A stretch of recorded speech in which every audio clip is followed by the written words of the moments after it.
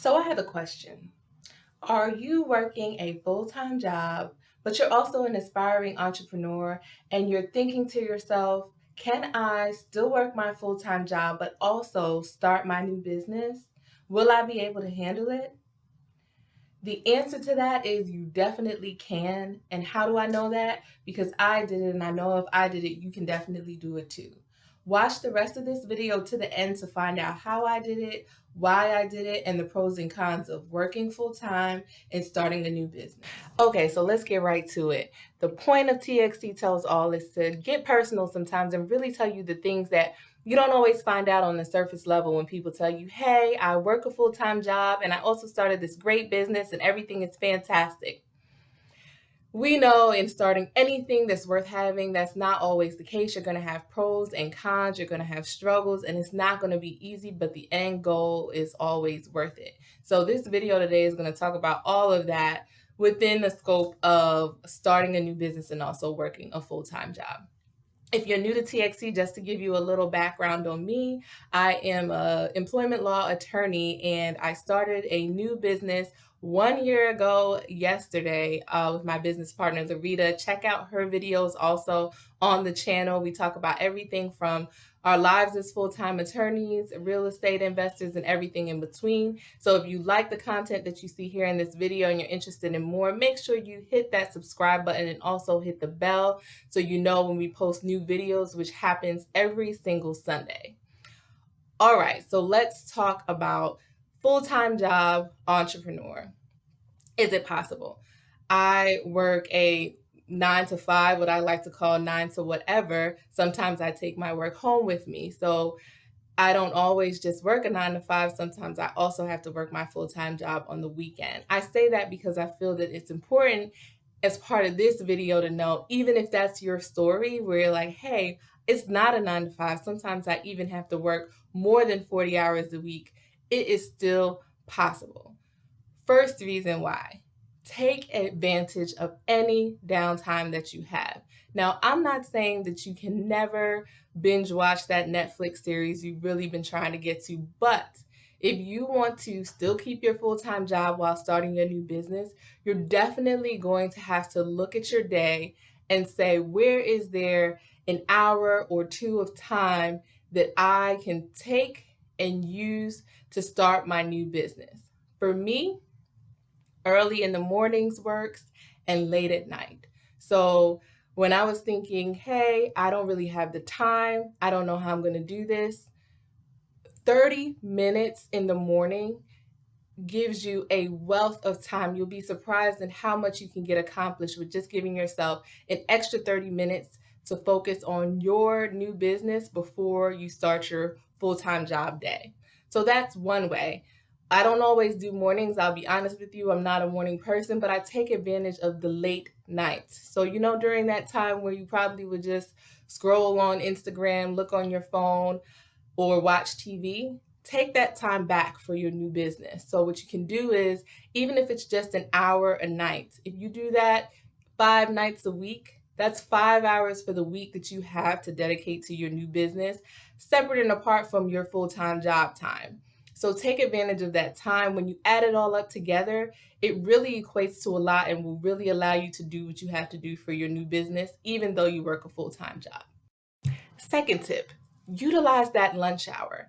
I know for me, when we started our new business, TXC Holdings, we had meetings with real estate agents we were looking into, construction builders we were looking into for potential projects, people that we met at meetups that we just wanted to keep in our network that we were talking to. But what we did was we utilized our lunch hour. I don't get to take a lunch hour every day, but if I schedule something during a lunch hour, I make sure I put that on my calendar and I set aside that time. To be real with you, I was taking meetings and taking calls in my car in the parking lot of my full-time job during my lunch hour, or at the Panera Bread or at the Starbucks or wherever I could. So what I would do is I would take the meeting or the call during my lunch hour. I would bring my lunch to work and then I would eat lunch at my desk while working. Small sacrifice for big end time goal. So this is just another way that you can make it work. If you work a full-time job and you have a lunch hour, instead of using your lunch hour to actually eat or just sit around and talk with your coworkers, use that lunch hour for your business, for your business that you're starting.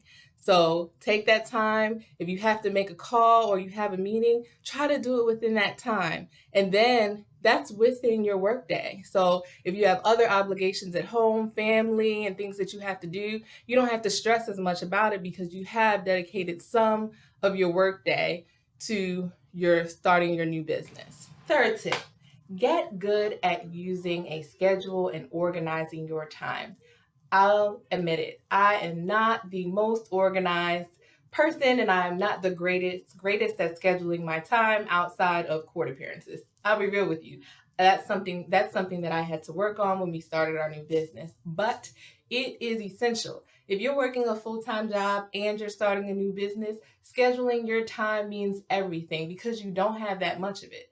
So what we would do, me and my business partner, sometimes we're scheduling meetings, even small meetings where we need to talk about just issues that we're having in the business or plans for the future for the business. We schedule that 2 weeks out. So we know, hey, look for it on your calendar, see what you have going on at work, see what you have going on at home with family, and then what works. Even if it's a 30-minute phone call, we schedule it, we put it on our calendars, or we send each other invites, and it's done. You know that time is dedicated to that task and you don't have to worry about it. You schedule the rest of your life around that.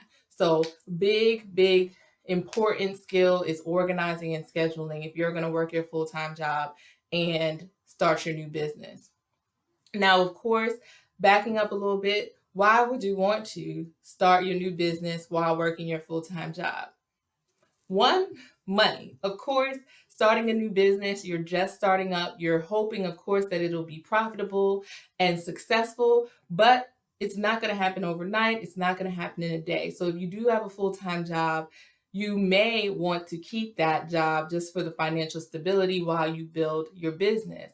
That's definitely the case for me. That's the reason why I am sticking with my full-time job for now and continuing to work on my personal business and building my brand and working on being an entrepreneur because I'm able to schedule my time and organize. It hasn't been easy. I'm not going to lie to you. Sometimes, I mean, there was one time, just to give you an example, me and my business partner were filing our taxes and gathering all our documents to do that at 10 o'clock at night after we had worked a full work day because we just were really busy and that's the only time we could fit it in. But small sacrifice for big long-term goals. So to get back to scheduling and organizing your time, that is going to be one of the most important things that you do as a person working a full-time job and starting a new business. Tip number 4. This is a simple one, but I think it's really important. Be open and honest about with your family about what you're trying to build. I know for me, I have definitely had family support to make this happen. So be open with your family and tell them, hey, I'm starting this new business, and people will definitely support you. Support may look different. It may be somebody offering to babysit your kids, or it may be somebody saying, hey, at work, I went to grab some lunch and I got you some too. Now, of course, you got to be careful at work with sharing details about becoming an entrepreneur. But if you have a work best friend or someone who supports you, you might want to share that with them and they will support you in moving forward with your business. So I think that's important to be open and share. As the platform of TXC tells all, is to be open and share with others, not only to get help from them, but to provide help. You never know what someone else is trying to do, and they may give you great information that you can use to propel your business to the next level. So before I get to the last tip about working a full-time job while starting a new business, I did want to be real with you and share some of the cons. It's not all pretty when you're working a full-time job and you're starting a new business. Biggest things for me is time and energy and feeling overwhelmed sometimes. With my full-time job, there's many weeks where I worked over 60 hours with my full-time job for the week and also still had to put in hours for my new business. Those weeks didn't feel good. And I was tired from staying up late at night working on tasks for the new business and then still having to get up and go to my full-time job and perform in the morning. So you will have weeks like that, but I can guarantee you that if you just keep focused on the end goal, which is having a successful new business and hopefully one day not having to work the full-time job anymore, that will keep you going. So when your energy gets low, when you feel overwhelmed, which will happen, one of the cons of doing this, but keep yourself going, motivate yourself, and push yourself, because the more you do that, the quicker you can get your new business to the level that you want it to, and hopefully you won't have to work the full-time job anymore. So it's a con, but it's also a motivator at the same time. So keep that in mind as you go through that process. Tip number 5, if you don't already have one, which you should, but if you don't, invest in your own personal computer. I know for me, I do have a work laptop that I usually bring everywhere. And for a while, I was using it interchangeably. If I had something small to do personally, I would use my work laptop. Also, if you're building a new business, you want to have a separate computer to do all of that work on. The other reason why that's important is I would take my personal computer to work, and during my lunch break, sometimes I would go somewhere else, go to the cafeteria, or I would go to a Starbucks or a Panera Bread and work on the business. Use that time to research a new plan that we had for a business, send emails, connect with people on social media. So make sure you have a personal computer or iPad that you can bring with you. And when you do have even 20 minutes of downtime, you can use that time to work on your business. It's important. Every minute counts.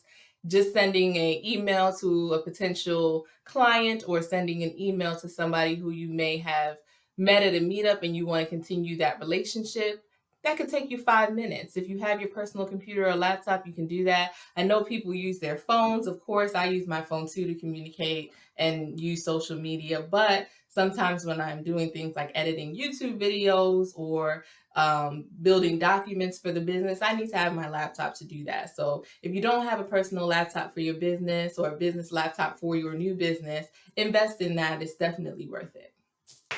Last basic tip: have faith in yourself. You can do this. You can work a full-time job and start your business and be successful at both. I know my job is very demanding. Sometimes I work long hours and sometimes I'm in court all day, and I still have been able to make it happen. I was still able to start my new business a year ago and keep my full-time job, and I'm still currently doing that now. So comment below if you have more questions about how I did it, how I'm doing now. I would be happy to answer them. And don't forget, if you like this video, hit the like button and subscribe to the channel and hit the bell so you can see the new videos that we post every Sunday. Hope to see you soon. Take care.